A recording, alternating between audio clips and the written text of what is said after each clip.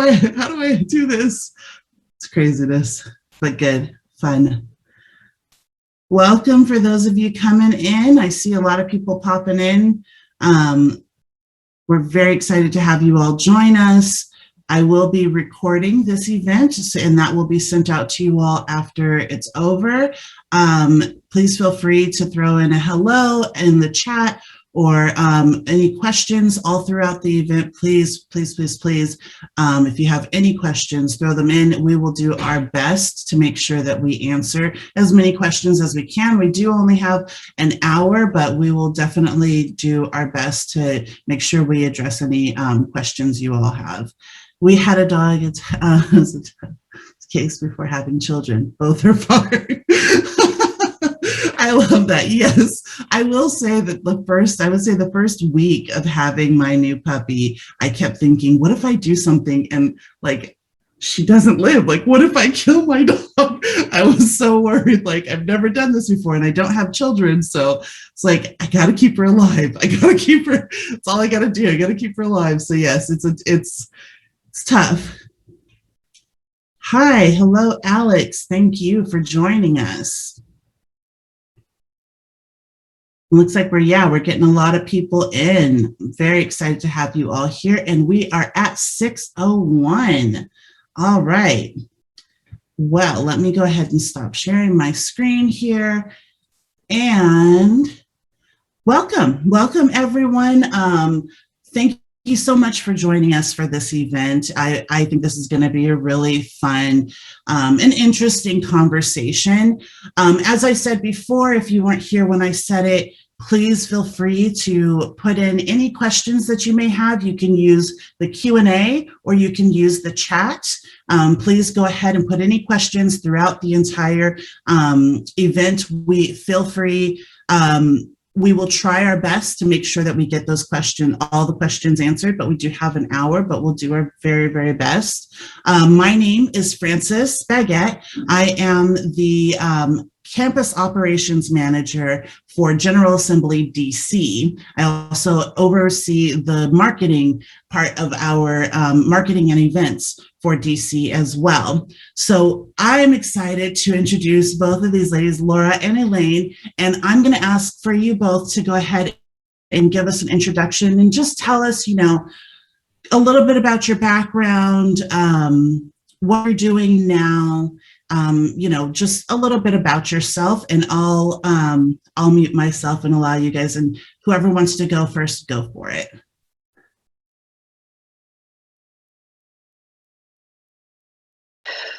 Elaine got there first with the hand gesture. My name is Laura Valentine. I am a food systems researcher. It is a sort of a career change for me. I have a background in technical writing, and then I was in higher ed IT as a career for a long time. That's where I got started doing any kind of data analysis work, because we had all of these systems. We needed to figure out what they were doing. We needed to communicate what they were doing. And then I went back to school. I have a master's of science in sustainable food systems. I've worked with the Pittsburgh Food Policy Council on the Greater Pittsburgh Food Action Plan, creating baseline data and suggested metrics for monitoring implementation. As a consultant, I focus on monitoring and eval, so developing outcomes metrics and figuring out if we're actually doing what we think we're doing. I also work for the Center for Regional Agriculture, Food, and Transformation at Chatham University. We have 4 areas that we work at there at CRAFT. We do food industry support, food systems research, which is where I am. We do mapping, food system inventory data, oral history projects. So we do quantitative and qualitative data. Food systems education and food systems intervention, which is a problem-solving program. So for example, the Allegheny Eats project is a COVID-19 intervention program that CRAFT worked on with multiple partners. In Allegheny County, Pennsylvania is where Pittsburgh, Pennsylvania is located. So it helps to support food system workers. I like to hike with my family. And I have a dog that I will connect to my bicycle, and we will go mountain biking together. And that is slightly more dangerous than regular mountain biking, but very, very fun. Elaine? Great. Thank you, Laura. I love hearing you start off with talking about some of the career transitions, because my journey has been a bit similar. And I think it also shows that this type of work can apply whether you're in really any type of role. So my current role is a really analytics and research focused role. I work at Twitter. I'm based in DC, although I originally started in our San Francisco office, and we have flexible work environment now. So we're everywhere. And I am on our market insights and analytics team. And what we do, it's really a wide range of portfolio, a mix of traditional advertising research, business intelligence analytics. And I'm sort of at the nexus of all of that, largely focused on helping tell the story of Twitter data out to the world, because so much of what happens on Twitter is related to current events, social news issues, things like that. There's a lot of interest from news organizations, journalists, brands, to better understand what that is. So I help make sense of what's happening on Twitter. So if you see stats out there about, there were this many tweets about the Super Bowl, or this is how big K-pop is trending online, trending on Twitter, that's probably coming out of my team.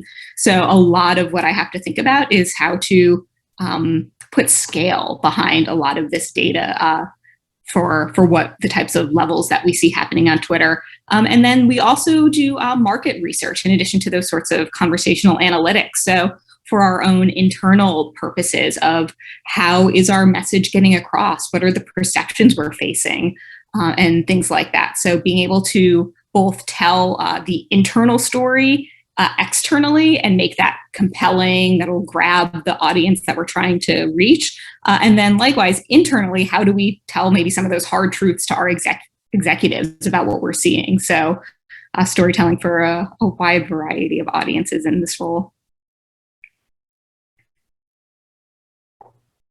Muted. I still can't get that right. I forget to unmute myself all the time. You both have such impressive backgrounds. I'm feeling a little sheepish here. So really great, really amazing backgrounds. Something I wanted to start with, just for my own edification and for anyone else here that maybe is kind of trying to figure out what's the difference, but can you both talk about like what would be the main difference between data analytics and data science? Because I myself have always made a mistake of thinking that they're the same thing, and obviously they're not. So I'd love to hear your takes on that.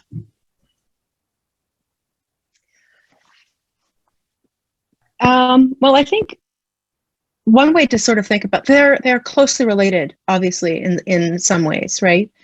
When I think about doing data analytics, what I really think about is working with a variety of tools to actually analyze the data, to produce answers to questions, to communicate insights to an audience. For me, that audience is usually a non-technical audience. And when I think about doing data science, I think more about, I'm developing a statistical model to work with this data, right? Or I'm building a framework for ourselves to understand this. Communication there tends to be more technical and less about communicating to a broader audience. And there tends to be more coding. There's a lot more Python in data science, in my experience. I completely agree with you. And I think, we're starting off with something that I think it can get a little controversial, right? Everybody has some slightly different opinions, different definitions of their role. The very rudimentary framework that I was sort of learned to approach it with, and I think, there's always gradations here, but it's that data analytics I tend to think of is focused on what has happened and how do we understand what already happened and what we already know. And data science is trying to look a little bit more in a predictive way or make inferences and connections about what don't we know yet, what might be happening in the future. Also, as Laura said, there's a lot of different tools that are often applied, but sometimes you'll find yourself, utilizing both to do that. Very good.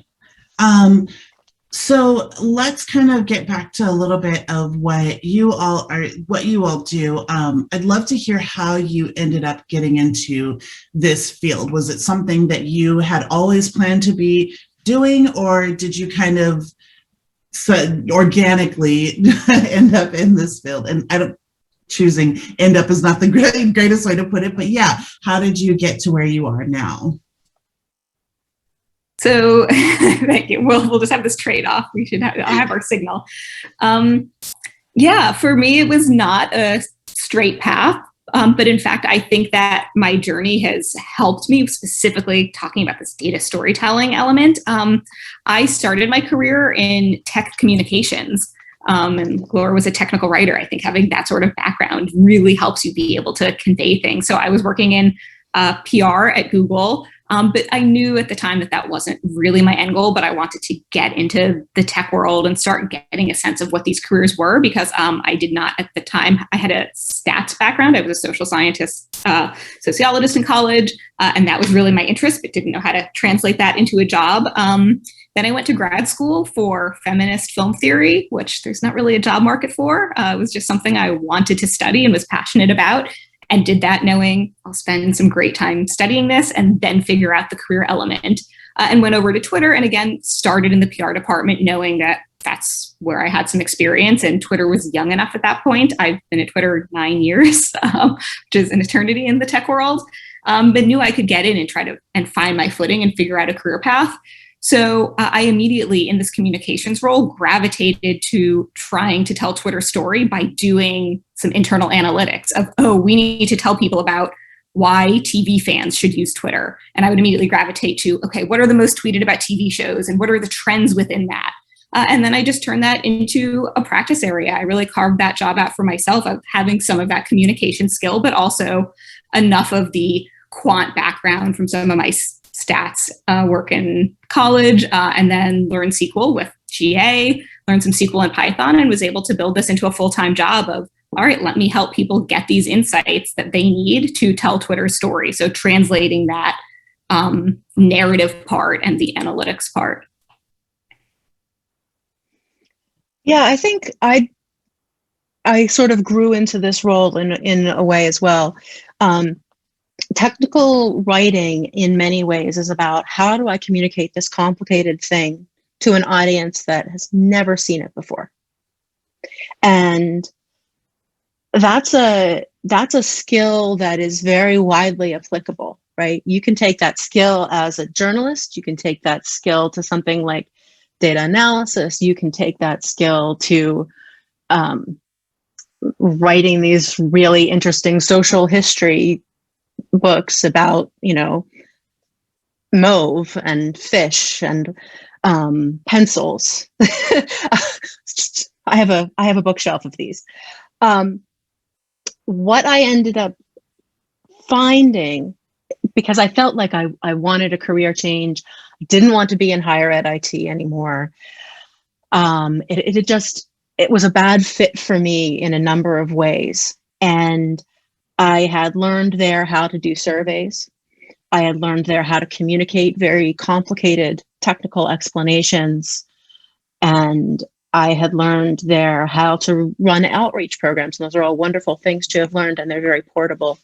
And I thought, well, what if I take some of those skills and I move to a field that I'm really passionate about? And that has made such a difference. I was very interested in sustainability, and I'm very interested in food systems. And being able to take those skills and say, there's this gap here, right? This is what I can find that's missing, and this is what we need to do. And this is how we can understand the landscape that we have. And this is how we can empower people. And this is how we can build the data that people need to see. All of that was something that was intensely meaningful to me.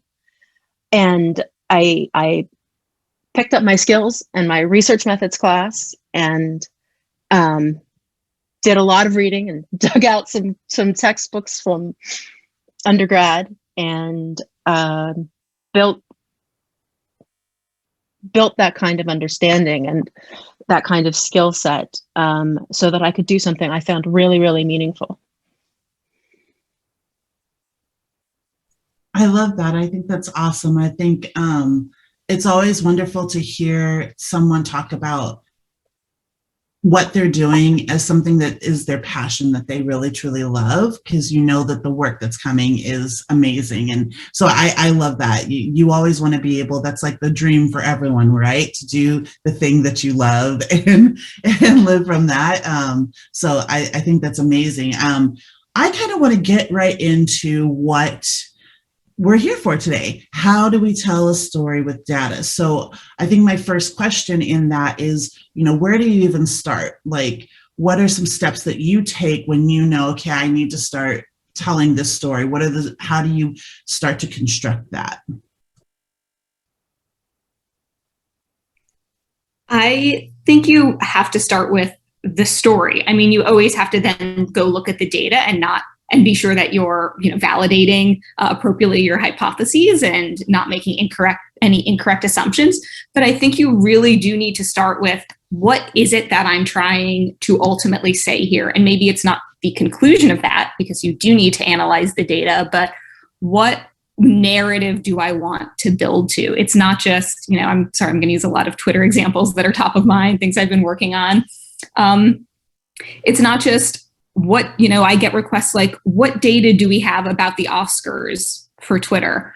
How do you dig past that of saying, are we trying to predict who will win the Oscars thanks to Twitter? Are we trying to show that Twitter has more conversation than competitors? What are we doing here? So really digging in, especially if you're working with stakeholders of, I often work with our comms and marketing teams. I ask them, what's your dream headline?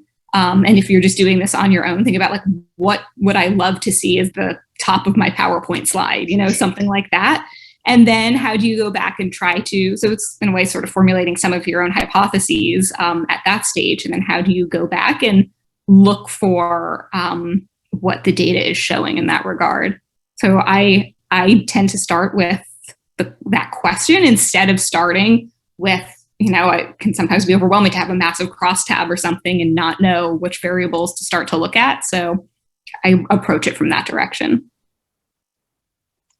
Yeah, I think, I tend to approach things a little bit differently, but, that's probably an aspect of being in, academic research and nonprofit stuff, because usually what I'm saying is, who is using this and what are they using it for?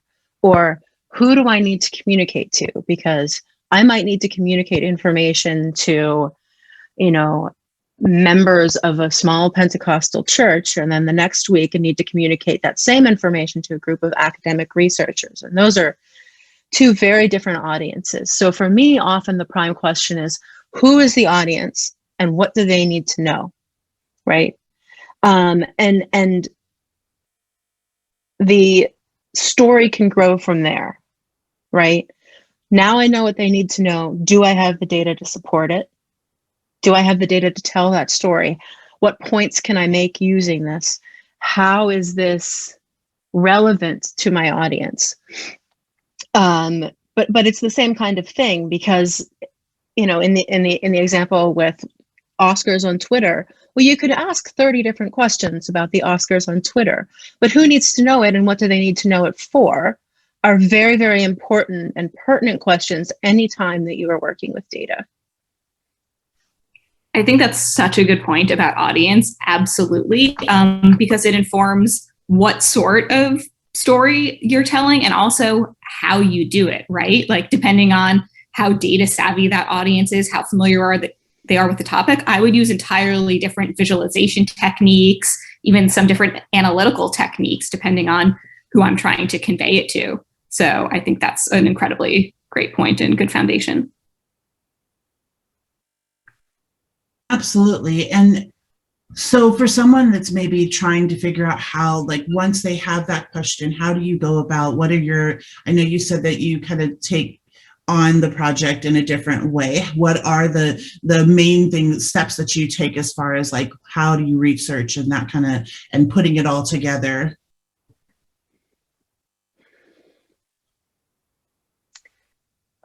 that question varies so much by project for me.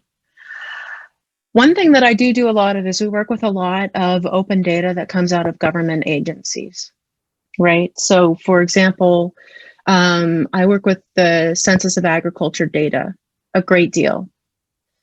And the great thing about that particular set is that, so you can do a lot of live filtering on it without downloading it. You can download subsets very easily, and it's really structured. So you can throw it into whatever kind of tool is most appropriate or that you're most comfortable with using in order to start thinking about what I'm going to do, right? There are certain kinds of analysis that I just find easier in a spreadsheet and others that I find easier in R. And what I always hope to have is a really nicely structured, complete data set so that I can say, I have question X and the answer to it is in here and I know how to get to it. And that's very often not the case in my field. So when it is, that's really exciting. One of the challenges that I sometimes run into and I try to think about at the start is what are the various data sources I'll be using? Often my projects are using a mix of third-party data that we're getting from some other source, maybe survey data from our own market research and quant we're doing, and then also internal analytics. So doing an inventory, what are each of those sources? What can each of them tell me? And really importantly, are there areas where they might conflict, overlap, be doing something slightly different? They have different populations or bases, things like that. So let me get that really clear at the beginning so that I don't end up making incorrect inferences in my work or misleading the audience when I'm pulling from different data sets. So I often create a doc or a spreadsheet where I also, just for accountability and tracking, link to each source, put out all the footnotes, methodology, things like that, and then write down sort of like a list of the questions I'm asking of each of the data sets or what I think I'm going to be pulling from them, just to keep it really, really clear and straightforward. Yeah, I think the methodology step is really, really important. One of the things that we are doing at Craft right now is a couple of years ago, before I was an employee there, they had to generate a data set very, very quickly, largely using the results of Freedom of Information Act requests to the USDA and a few other sources. And it was a mess, and a lot of it was grad students learning on the fly. And it had to be done on a very, very short time scale. So one of the things that I've been doing this time as we went around is, what were our procedures? What needs to be updated? We have a public methodology now. We need to follow it. We need to be documenting every single source. We need to make sure we're not verifying data against itself, which is very common. You'll find one source and you'll find another source. You'll be like, oh, great, this is good. No, they're both coming from the same original source. And finding all of those overlaps and things is made much simpler by having clear methodologies. And it makes it a lot easier to do things down the line, like trend analysis, right? If you have a methodology and you followed it, and then you followed it again, hopefully your data is comparable. That's something else I like about the Census of Ag data is they have this long set of methodologies, and they also we discontinued this, we reworded this, you can't compare this to this question anymore. Makes my life a lot easier. And I think anybody using that data has to really pay attention to methodology and sources. Make sure that you track them, make sure you know where you got everything and that you know what you did to it.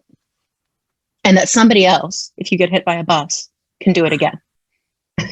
Your point about trending and having that clear in the data sets, one of the things also is think through not just the story you're trying to tell right now, but if this is an ongoing project or topic, what's the story you might need to be telling in 6 months, and make sure you put in whatever you need now, especially if you're running something like a survey where you need to have asked that question now. You can never go back in time and have asked it prior to COVID, prior to your product launch, whatever that is. So, okay, I know what I need to say now, which is that, people have this perception of our product. But in 6 months, do I need to be able to say that perception shifted? So what do I need to be focusing on around that? So definitely think through pretty long term what those other stories are that you'll need to be telling next time you present this, and anticipate the questions you might get. Yeah, and I think, because I do a lot of monitoring and eval, that's something that's really, really crucial. And I sometimes call this the zombies problem versus fear of zombies problem, right? If you have a zombie elimination program, you need to know what your baseline of zombie population is. And you need to know how afraid people are of zombies. But when you measure the effectiveness of your program, you don't want to measure the fear. The customer satisfaction can be very important. But if you're not actually getting rid of zombies, you're not actually solving the problem. So when you think about not just trend analysis, but, what do I need to know to evaluate this program in 6 months or a year or 5 years? Make sure you're measuring the zombies and not the fear of zombies. I like that. Love that. We do have a few questions, so I thought we could answer a few of these questions. So from Renata, we have, hello, could you please advise with hypothesis? How do we know which questions to ask or to our data set so we can get useful insights? I think a lot of that starts before you even, begin your data gathering, data aggregation, so that you're not basing it on what you're starting to see. So articulating, again, this is more of the business side, and of course, Laura can speak more on the academic side, but what are the decisions that you're ultimately trying to inform from this, or what is the question you're trying to answer here, putting together those hypotheses, which then informs where you seek that data. And then once you're looking at it, I think that's really just kind of a muscle you build up over time of the mix of looking at, actually answering your hypotheses, but being open to other things that you didn't expect bubbling up from your data. So, running some of those extra, correlations and regressions and things to see, is there something coming up here, but then making sure, of course, you're not, overfitting and whatnot. Yeah. But it's just, I start, like, again, this is very corporate, but I start with briefs that all of my partners fill out that, ask with this really structured flow of questions of like ultimate business goal and some of the specific questions in here, and what are the data sources you're used to using, and then from that formulate my own research plan and then bring it back to them and say, does this seem like we're aligning in the middle? Yeah, I mean, we have to do something similar in the academic field. Like, if you have a specific research question, often it's coming out of a research project, right? And they need some data to support what they're doing. Or to not support what they're doing, or to inform the direction of a project. Formulating hypotheses can be, I almost want to say, external to the analytics process in a way, because it is often coming from somebody who wants to find something out for them. If you're doing something on your own and you have a research question that you want answered, formulating that can be significantly more difficult without, a domain knowledge. And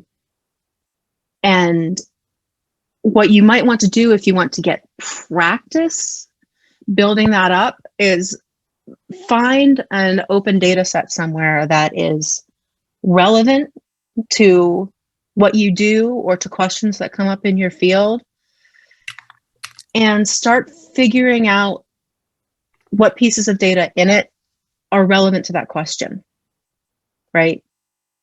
If I need to know, and this is a real thing I've needed to know, how many acres of vegetables are harvested in each county in Pennsylvania, where do I go find that? How do I interpret it? Is there math I need to do on it? And then what is the point of that? Why do I need to know that? What question am I trying to answer with that? And it's like Elaine said, it's a muscle. And finding something field relevant to yourself and just exercising that muscle, practicing the kind of thing that you want to do can be really, really helpful. And it's often a matter, obviously a hypothesis does have to have a presumed conclusion, but I try to make sure I'm not just using the one that's coming in initially, which is why I ask those broader questions. It's not, can we prove that Twitter has the most movie conversation? Can we prove that, Minari is the most tweeted movie? It's, all right, what's the question behind it? And then let me make sure we're coming up with the logical hypothesis for that. So, okay, because often otherwise you're just kind of begging the question and you're just trying to validate something and not doing it in the most rigorous way. So take the hypothesis that your client will often give you, which is just them trying to validate their own assumptions. Then think about what's the research question behind this, and then what's a more analytical, rigorous hypothesis that we can measure and test against. We've got some really great questions coming in. So let's go, we'll go ahead and just answer a few more. Let's see, it says, Elaine, how often are the questions coming up that are inherently biased towards the narrative you're targeting? Yes. I won't say how often, but I think that's what I was just addressing. If you get those things, especially in a business context, ultimately this is a business and we want to, present ourselves in a certain way. Academia, I think, has some better culture around, taking in all perspectives, I hope. It depends on the project and depends on the day. So like I said, but I'm only as good as my credibility and the results. And often the company needs to hear the hard truths. So that's the way I treat it when I'm giving them the results they don't want to hear, of that ultimately this will hopefully get the company to a better place to have seen this bad data, negative hypotheses, things like that. So it's definitely a challenge we get all the time. And that's why, as I said, I often try to up level their question to what are they really asking, and then kind of reorient it a bit to not just say, fine, I'll give you this stat that makes it sound like things are going fine. Yeah, I think that this is, in a non-business, it's still business, but context. So for example, people can use data to inform social policy, right? There are unethical ways to do that. There are so many ways to make the data show anything you want. There are so many ways to ask the wrong question, or mess around with the axes on your visualizations. And, one that's, highly racialized in the US is, Black men are uninvolved because they don't live with their kids. It turns out that on average, non-incarcerated Black fathers spend more time with their children than many men of other races, but they're not resident in the same household, right? So that's a lie you can tell by biasing your data, right? By using resident in the same household as a proxy for involved with their kids, being an involved father. Mm-hmm. And this is actually, when you have lots of data, you can pick and choose what you're using to make your argument.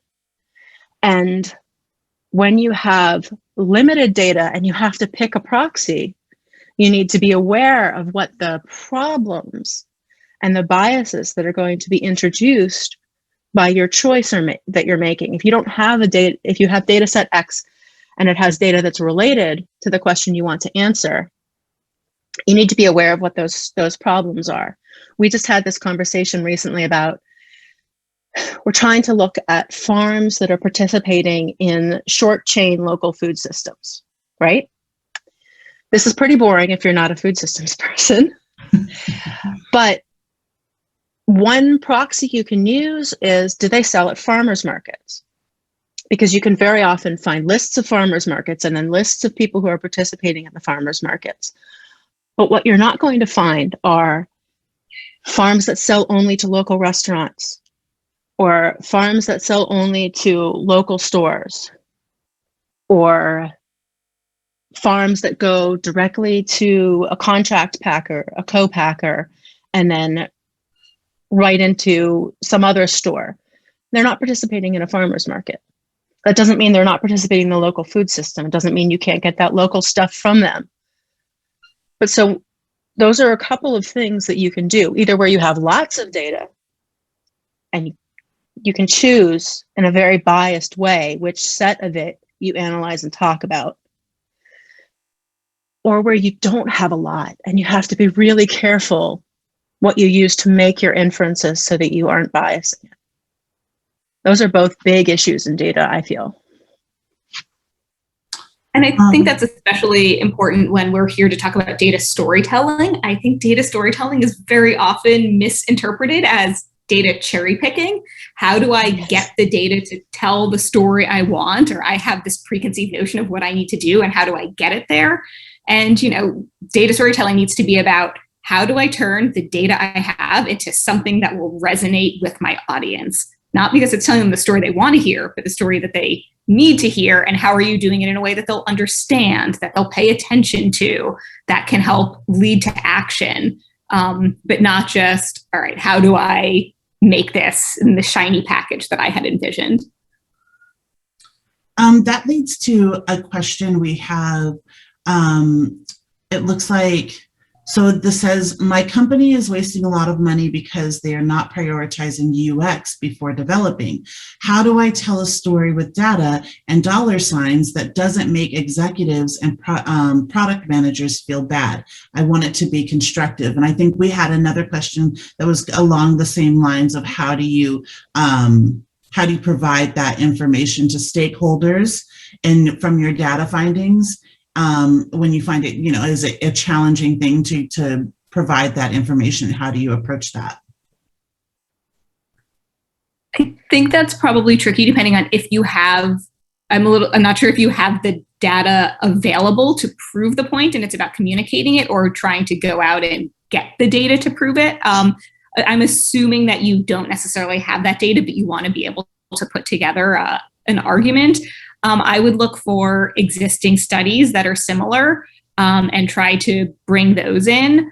I would also look for ways where you can sort of internally try to, even if it's in this case, some sort of anecdata of tracking like, hey, remember this project where we operated in this way? Didn't we see the success that came out of that as opposed to some of the times it didn't? So I'm sorry if this is not exactly addressing the way that you're facing the challenge, but I do think it's about looking for some other examples you can point to where you think it's being done well. Yeah, I think, you know, I'm thinking back to my days of designing web tools, and you know, one of the things that we looked at in terms of UX was how quickly can people locate things on the page. If you have some way of doing, you know, if these are internal tools where you're losing money because it's taking people a long time to do things, and you have some way of finding out what people are doing and on average how long it takes them to do things, you can probably dig up some of that data. Now, communicating it without hurting anybody's feelings is a completely different beast. And the way that tends to work is be on the team of, let's make this a better place. Everybody wants to do this. Everyone wants this to be more efficient and easier and to save money. And, you know, what we have now works, but it could be better. And that's just your framing. That's how you write this. And it might be how you get permission to do some UX work on internal tools. If it's for external stuff where you don't have the ability to collect that data, that's a whole nother animal.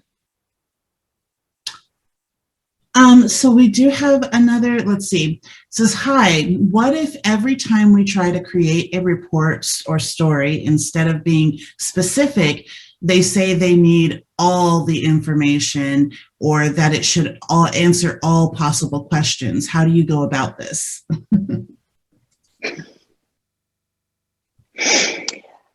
Well, first you slam your head on your desk repeatedly.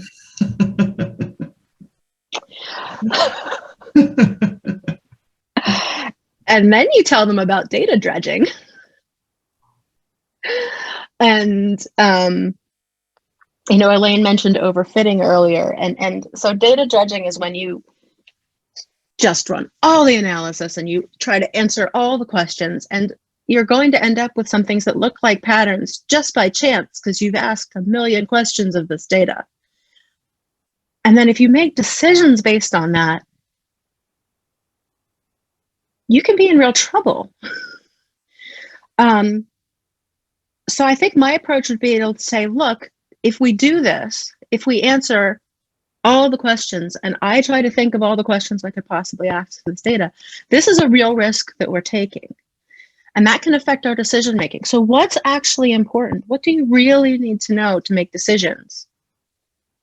Ask, what are your top 5 questions? Take a step back.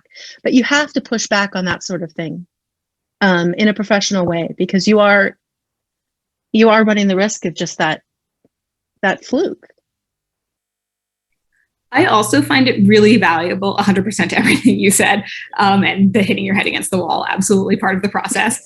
One of the things I've found valuable to do, and I only started doing this somewhat recently, is putting into most of my reports a slide or a tab or whatnot about the hypotheses that didn't bear out, or areas where we didn't see results that necessarily weren't ready for prime time or didn't, really support what we were looking for. Because I think it's a good way of proving that just because it's not in this report doesn't mean we didn't look at it, because people think, oh, I did a great job of synthesizing this into 3 bullet points, and it makes it, you sort of get the problem of the more nicely packaged it looks, the easier it looks. So I will put in a slide of turns out we saw no correlation between age and usage, because I had a whole previous slide about gender and usage. So putting that in, which proves that you did look at those questions, but it just didn't have a result that you felt warranted changing decisions, or the correlation was really weak, or the data was incomplete, or anything like that. So putting together something that's just sort of the rundown of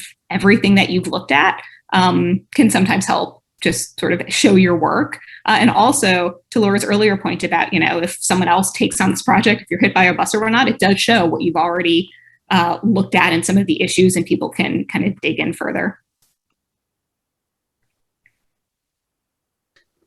So let's go ahead. So it says, hello, really informative so far. Thank you. You said you shouldn't verify data against itself. When it comes to government data, how do you know your alternative sources, your alternative source is as reliable? Well, you might not. I mean, you just might not. But you do have to, this is something that is, try to think of the best way to phrase this. Your alternative source might not be as reliable, but it can still give you additional information, right? So for example, one thing that we're often looking at, I'm in a field that is not data rich. There are big gaps in what we have. And so, for example, you may want to get data about individual farms in a county, like a list of every individual farm in a county. And the best way to get this is to ask the USDA for a list of people that they have paid subsidies to.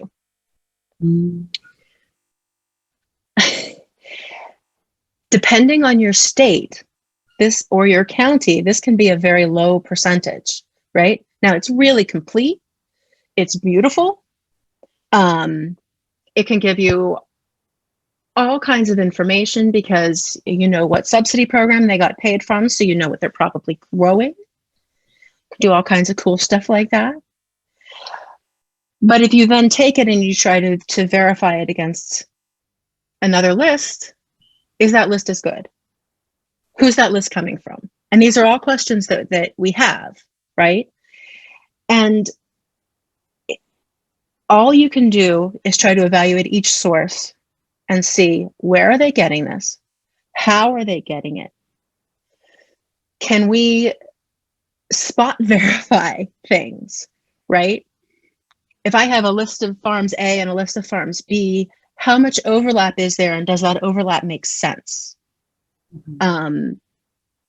You know, if this person is getting subsidies for soy, but they're selling something else at a farmer's market, who's likely to be wrong, or are they doing both? What's going on? It is not an easy question to answer. And you just have to be careful with your sources and pay attention to them and figure out where they're getting their data and how they are producing it, and if there's a better way to get it. And this is, you know, I'm often building big data sets out of a million small ones. And some of them are really hinky. You know, they're crowdsourced information. Well, how do you check that? Well, in my case, I make a grad student do it. But, you know, not everybody has a grad student that you can say, you know, make sure that all these farms really exist or whatever. But you need to check it as well as you can. You need to write down your methodology. That goes back to our earlier question. And be as clear as you can about what you did, where you got it from, and what you know about them.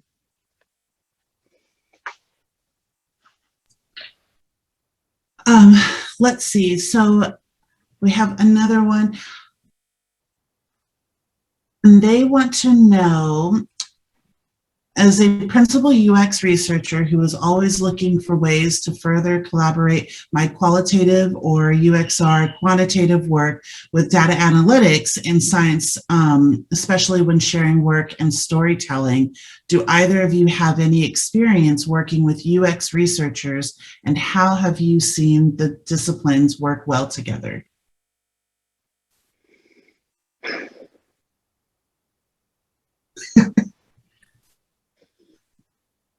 Yeah, I have not worked directly there, so I didn't want to jump in if Laura had some experience to share. But I think it's often around, I don't know, I feel like everything I say is just going to be so general and not especially helpful for this situation. But I think, you know, I work at a company that does have UX research. So, and because we're often just asking very different questions from different audiences. Like, we are not concerned with necessarily the product experience, but more about the brand perception and how we can be meeting like content needs.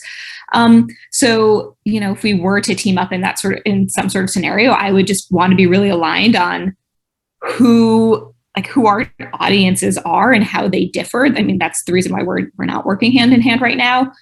So understanding the differences of those audiences, and then what are the questions we're trying to ask of them, and are there areas where they can over. I'm sorry, I feel like I'm not giving you a firm answer here. No, I mean, I think that's a good answer. Because when you're doing UX, you have to think about, again, the questions that you're asking. What do you want the user experience to be like? What are some ways you can actually track that, right? And, you know, what kind of data is it possible to gather? And then what can you do with it? What can you actually understand from that? I think that crosses a lot of boundaries. That's kind of something that happens no matter what your base question is in. You know, that's something that I did when I worked in higher ed IT, and it's something that I do now that I work in food systems. Understanding the question asked the data available, and if not, it's not available, how do you build it? Those are portable, those go across. There needs to be a kind of mutual respect between groups, and there are certainly certain groups of people who don't like that things need to be communicated. For example, they think, for example, you should just be able to read my commented code and that would be enough. No. This is a problem I ran into as a technical writer. It's a problem that I run into with data. You should just be able to read my stuff and that should be enough. And having respect for the communication of the information is, I think, really important from where I stand, because working with people who don't have respect for the communication makes my job harder because they don't understand why I want to do what I want to do. Mm-hmm. UX folks tend to be okay on that because they usually want somebody to understand what's being built. They want somebody to understand what's going on.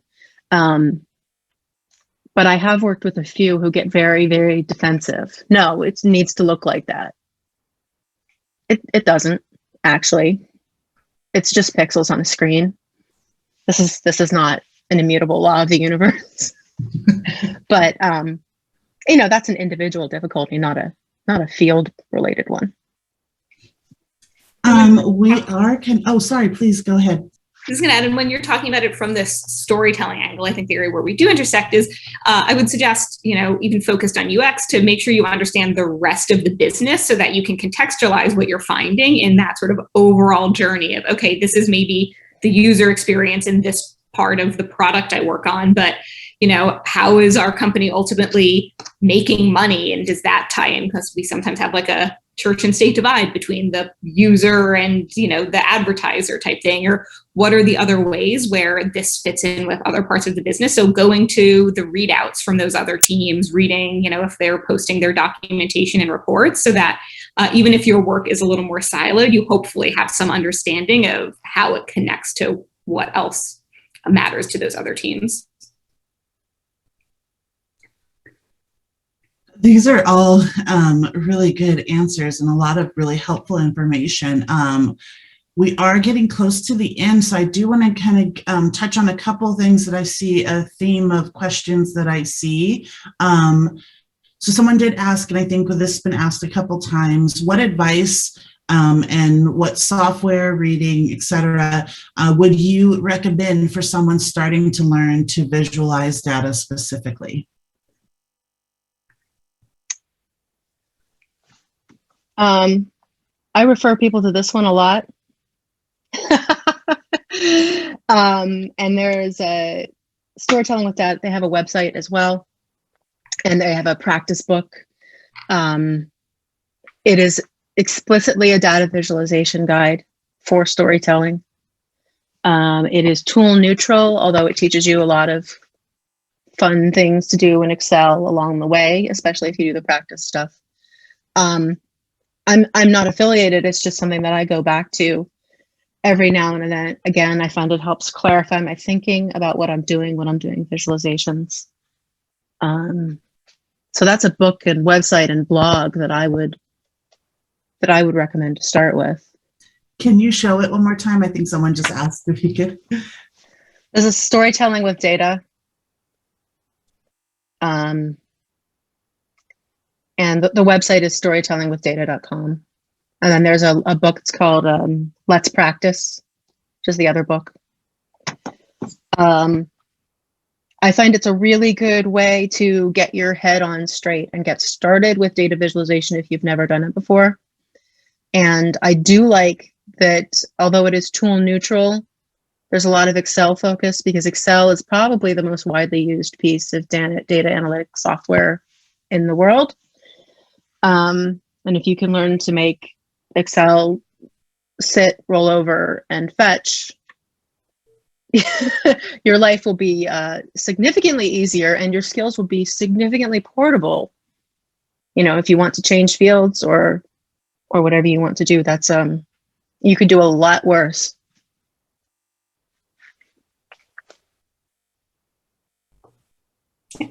I really love Information is Beautiful. That copy is on my desk in the office I can't get to anymore. Otherwise, I would have held that up. It's not on my work from home desk. Again, that title is Information is Beautiful, and they also have a blog website as well. And there's just so much great data journalism happening that, and especially because they can be, I find them often very nimble, more so than books, to see just kind of the latest things that they're building. So I just follow a ton of different data journalism groups and what they're creating. And it's also something I'm always interested in just learning about whatever they're visualizing. So, the Upshot, the Guardian data blog, several of those I find to be just really useful for giving me some inspiration of the way that they're presenting things. And then in terms of tools, I think it really depends on what your audience would be using. And so there's not really a one size fits all thing of everybody should be doing R to build their visualizations. It depends really on how technical your audience is. If you're expected to be creating interactives versus Excel sheets that look good. So I don't want to be super prescriptive there, but just having a sense of what do you think will actually connect and be the types of visualizations that your audience will best receive. Some of the things I've done that have been best received have been like keynote slides that weren't super complex as opposed to, a Tableau dashboard I spent 3 months making. So it just depends on the business need that you have. So we are at our last few minutes. I would love to just hear just that one piece of solid advice that you either wish you had received or you did receive, that one piece of solid advice that you would give to someone that's maybe starting out or just, struggling.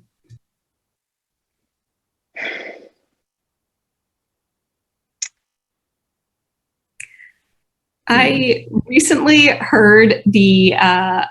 read about a study that showed that people were more likely to believe data if it was in a chart than a table. And that's not really advice because I think that that's kind of some broken psychology, but it proves just how important the way you deliver your information is. So ever since learning that, there's not like one pearl of wisdom there, but the fact that just proving why this is important to really invest in, be specific about what you're doing, and make charts. Yeah, I think those are wonderful pieces of advice. And I'm sitting there going, if I just had to pick one, get familiar with Stack Overflow. If you have some kind of data problem that you're beating your head against and you're trying to solve it in, R or Python or whatever you're trying to solve it in, somebody almost certainly has already asked Stack Overflow and there's an answer there. It saves me a lot of time as soon as I start to beat my head against something. If I remember, I should just go look. Rather than I've spent 2 days and it has now occurred to me to look. So that's a tools-based answer, but I think it's really worth remembering. Very relatable.